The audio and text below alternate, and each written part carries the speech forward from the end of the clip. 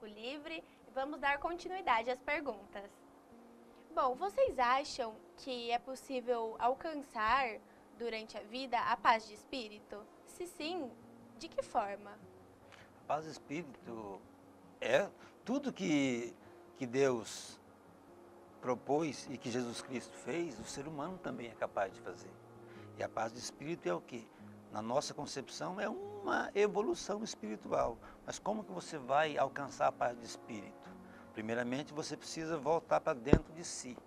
Você precisa se conhecer melhor. Você precisa ser verdadeiro com você.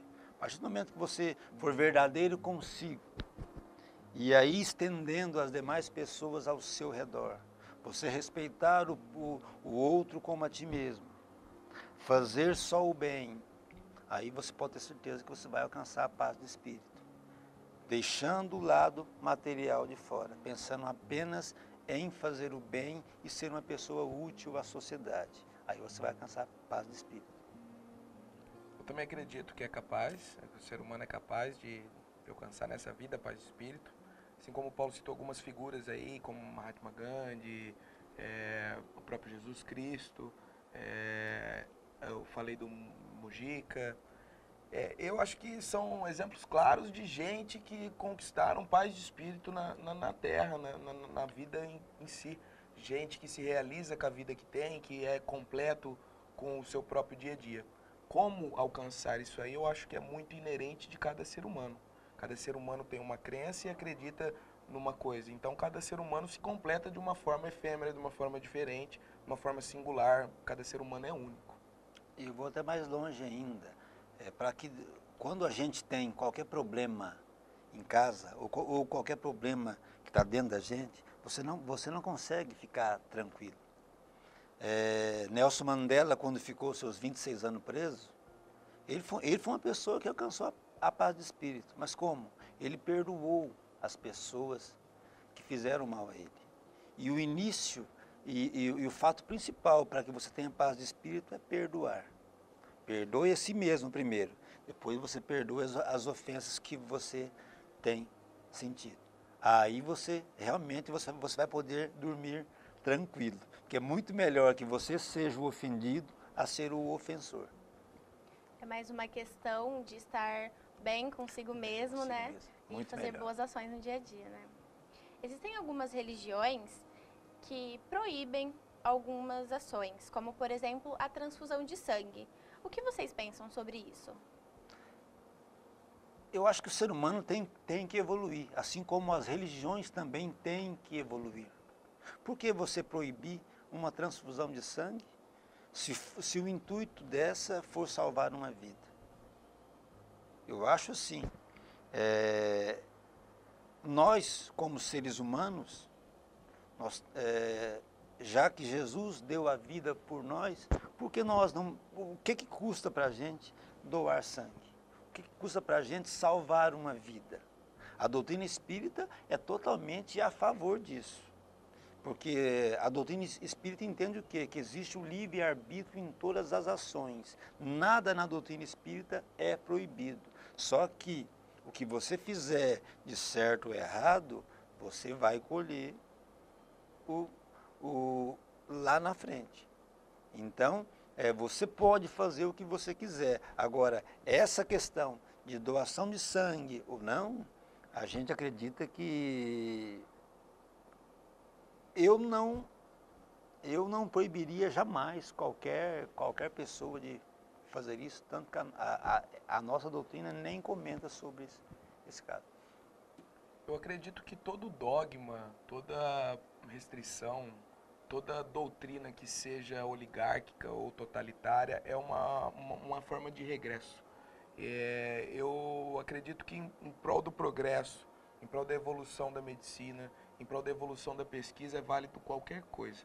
Eu fico muito revoltado, me dá muito repúdio quando eu vejo a igreja se posicionando a respeito de pesquisas relativas às células-tronco.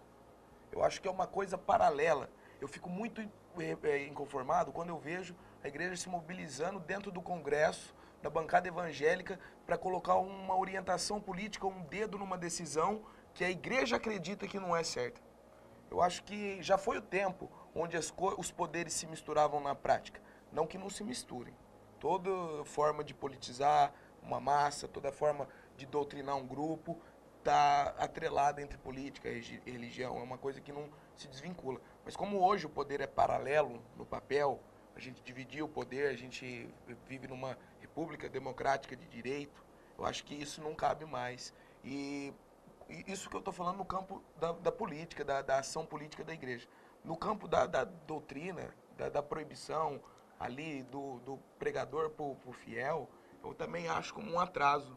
Porque existe gente que se priva de muita coisa, que deixa acontecer alguma coisa por conta disso. A gente tem até um exemplo, se eu não me engano, o próprio Bob Marley morreu de uma infecção causada numa fratura porque a religião dele acreditava que ele não podia ser aberto ou diagnosticado. Então acho que é toda doutrina muito fanática, que se prende muito a uma coisa, que não está aberto a um conhecimento novo, a uma forma diferente de ver as coisas, ela não está sujeita à evolução. Ela está estagnada, ela está parada e muitas vezes isso é sinônimo de regresso. E a doutrina espírita ainda diz assim, que a gente tem que... tem um lema dentro da doutrina espírita, que é espíritas evoluir. Quer dizer, você tem que acompanhar a evolução do mundo. Nós não podemos ficar para trás, nós não podemos usar as ideias que foram usadas há 2000 anos. Nós temos que usar as ideias do nosso tempo. Então, a religião ou as doutrinas, elas têm que acompanhar os seres humanos hoje. Nós não podemos mais olhar lá atrás, nós temos que olhar sempre para frente e muitas coisas novas virão. Então, as religiões têm que acompanhar. Vocês já sentiram algum desrespeito por causa dos seus conceitos? Desrespeito, eu vou dizer que não, porque a doutrina espírita já foi rejeitada várias vezes, tanto é que ela surgiu na Europa e hoje a maior força dela é no Brasil. Na Europa, quando ela surgiu, nos anos de 1857, a doutrina espírita era algo que ficava escondido.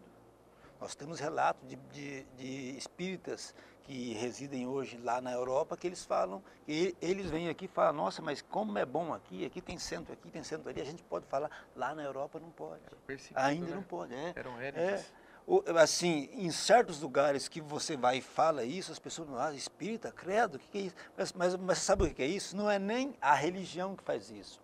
É a falta de cultura que nós temos, é a falta de conhecimento que nós temos. Eu jamais posso falar algo de uma doutrina, ou de uma religião, ou de uma crença, sem que eu conheça.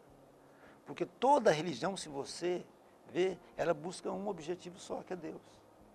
Entendeu? E se alguma coisa fala de Deus, só faz o bem, fala o bem, eu não vejo por quê. Qualquer tipo de preconceito ou qualquer tipo de coisa contra. Eu já fui muito desrespeitado, muito, em diversas situações.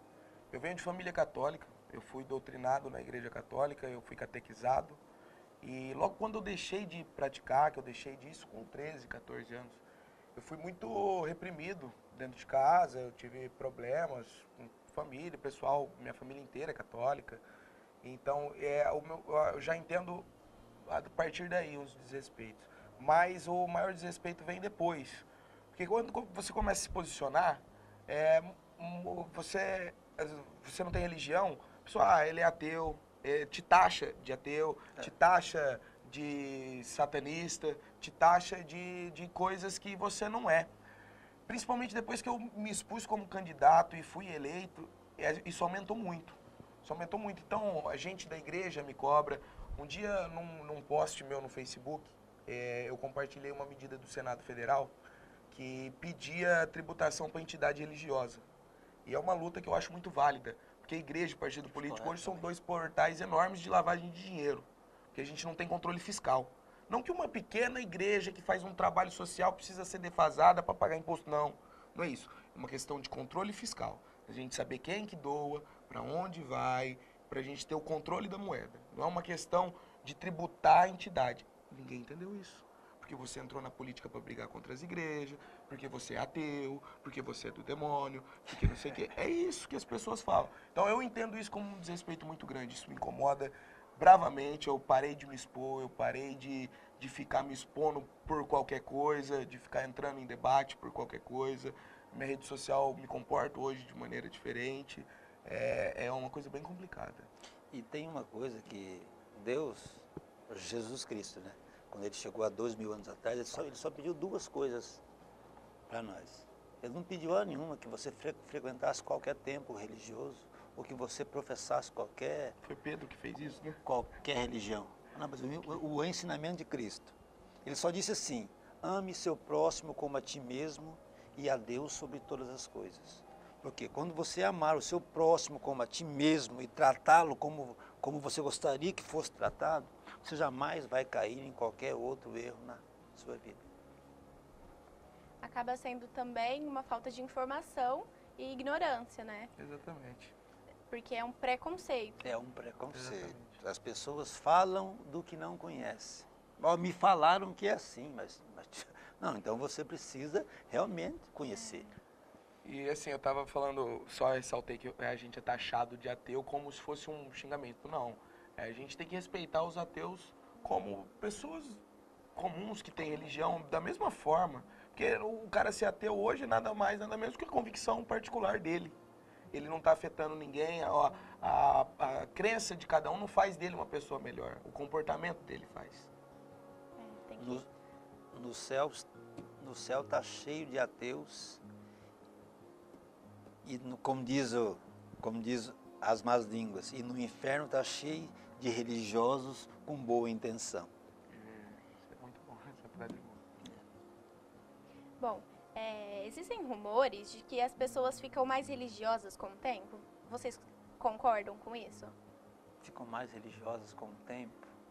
Eu acho sim, que nós estamos passando um momento em que as pessoas parece que não estão tendo onde se apegar. É porque o vazio que nós temos dentro, que é onde a gente volta a falar, que a gente estuda sempre para quê? Para que a gente se conheça, para que a gente domine as nossas emoções, para que a gente seja dono da gente. E hoje você vê que o mundo não está assim. Hoje as pessoas vivem de uma forma que o lado espiritual ele está deixado de lado. Hoje você trabalha 45 horas para ganhar dinheiro, você trabalha 45 horas para ter bem material, para ter tudo, mas aquele vazio você não consegue. Aí as pessoas começam, não, eu preciso ir numa religião, eu preciso fazer isso, eu preciso fazer aquilo, mas só que essa ida numa igreja ou outra coisa, é uma coisa assim mais social. Só para mostrar para o outro, ó, eu vou na igreja tal, eu faço tal coisa. Mas, também. assim, dentro dele não existe. Cristo já dizia, se você fizer o bem a alguém e esse bem não estiver dentro do seu coração, não adianta você fazer o bem. Porque o bem você tem que fazer, mas de coração. E frequentar uma religião, você tem que frequentar de coração. Eu acho que o que o Paulo falou aí cabe muita gente que busca a religião como forma de compensação de algum erro que atribui a si mesmo. Repete a pergunta, por favor. Existem rumores de que as pessoas ficam mais religiosas com sim, o tempo. Sim. No meu caso, isso é quase uma verdade. Eu, antigamente, quando mais jovem, eu era muito radical, eu era muito rude com o tema religião, reflexão pessoal, espiritualidade, eu era muito engessado. Com o tempo, eu acho que a gente vai conhecendo um pouco mais sobre as coisas. Hoje em dia eu me abro um pouco mais, eu reflito mais, eu sou um cara que pensa muito mais nos meus atos do que eu pensava. Eu acho que naturalmente o ser humano fica um pouco mais aceptível a uma crença, aceptível a uma nova visão, uma reflexão pessoal, um mergulho em si mesmo, assim. Acredito que sim. Deixa eu pegar um gancho nessa aí.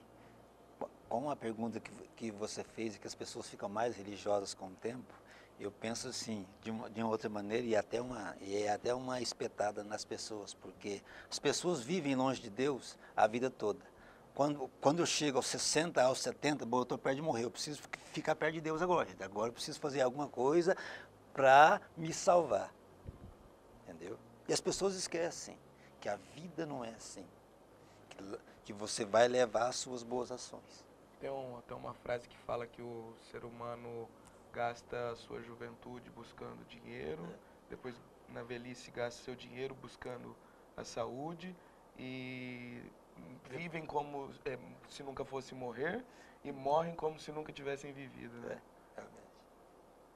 Bom, eu gostaria de agradecer a presença de vocês. O programa fica por aqui.